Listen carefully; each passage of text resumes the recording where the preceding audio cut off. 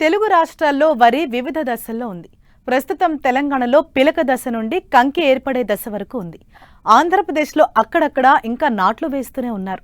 అయితే యాసంగిలో చాలా వరకు వరి పంటను కాండం తొలుచు పురుగు ఆశించి తీవ్రంగా నష్టపరుస్తోంది. దీని నివారణకు సమగ్ర సస్యరక్షణ చర్యల గురించి రైతులకు తెలియజేస్తున్నారు పాలెం ప్రాంతీయ వ్యవసాయ పరిశోధనా స్థానం శాస్త్రవేత్త శంకర్.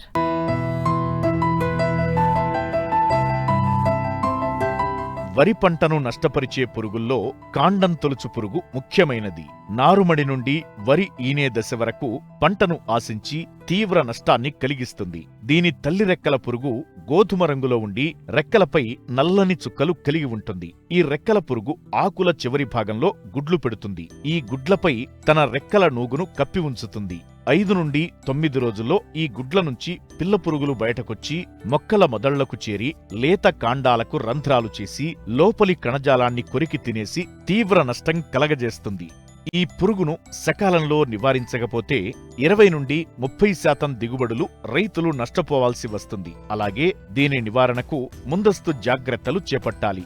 ఇందుకోసం ఎకరానికి 3 లింగాకర్షక బుట్టలను అమర్చి వారానికి బుట్టకు 25 లేదా అంతకు మించి మగరెక్కల పురుగులు పడినట్లయితే పురుగు మందులు పిచికారీ చేయాలని మరిన్ని వివరాలు తెలియజేస్తున్నారు పాలెం ప్రాంతీయ వ్యవసాయ పరిశోధనా స్థానం శాస్త్రవేత్త శంకర్. వరి అనేది యాసంగిలో తెలంగాణ రాష్ట్రంలో సుమారుగా 42 లక్షల ఎకరాలలో సాగు చేయడం అనేది జరిగింది.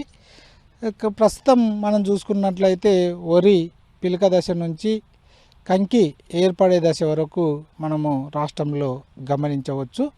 ముఖ్యంగా వరిలో గమనించినట్లయితే వరిలో ప్రధానంగా యాసంగిలో కాండం తొలుచు పురుగు, వరి ఈగ, అదేవిధంగా నల్లి మరియు ఆకుముడత, గొట్టం, వరి గొట్టపు రోగము ఎక్కువగా ఆశించడం అనేది గమనించవచ్చు. ముఖ్యంగా వరిలో ప్రధానంగా యాసంగిలో గమనించినట్లయితే కాండం తొలుచు పురుగు ఎక్కువగా ఆశిస్తుంది. ఈ కాండం తొలుచు పురుగును గమనించినట్లయితే ఈ కాండం తొలుచు పురుగు యొక్క రెక్కల పురుగులు అనేది గుడ్లను ఆకు కొన భాగంలో గుడ్లను గుంపులుగా పెడతాయి. ఈ గుడ్ల నుంచి వచ్చిన లార్వలు, మొదటి దశ లార్వలు కాండాన్ని ఆశించి కాండానికి రంధ్రం చేసి లోపలికి ప్రవేశించి కాండం లోపల ఉండదాన్ని తింటుంది. ఇది తినడం వల్ల మనకు మొగ్గి అనేది ఏర్పడుతున్నది. అదేవిధంగా పిలక దశలో ఇది ఎక్కువగా ఆశించినప్పుడు మనకు మొగ్గి అనే రోగము కనపడుతున్నది. ఈ ఊస కంకిని మనం గమనించినట్లయితే కంకి ఏర్పడిన తర్వాత కంకి తెల్లగా కనపడుతుంది. మనం పీకినట్లయితే వదులుగా రావడం అనేది జరుగుతుంది. కంకిని చీల్చి చూసినట్లయితే లోపల తెల్లగా బియ్యం గింజ వంటి చిన్న లార్వను గమనించడం జరుగుతుంది. దీనికి నివారణ చర్యలను గమనించినట్లయితే ఈ తల్లి రెక్కల పురుగు ఒక స్క్వేర్ మీటర్కు ఒక తల్లి రెక్కల పురుగును గమనించిన వెంటనే లేదా ఒక గుడ్ల సముదాయాన్ని గమనించిన వెంటనే లేదా 10% పిలక 10% మొగ్గి కానీ అదేవిధంగా ఊసకంకి కానీ ఒక స్క్వేర్ మీటర్కు గమనించినప్పుడు వెంటనే సస్యరక్షణ చర్యలు అనేది చేపట్టాలి. 10 కిలోలు 3G కార్బోఫిరాన్ 3G గుళికలు ఎకరానికి 10 కిలోలు వేసుకోవాలి. లేదా కార్టాప్ హైడ్రోక్లోరైడ్ అనే గుళికలు 4G గుళికలు ఎకరానికి 8 కిలోలు వేసుకోవచ్చు.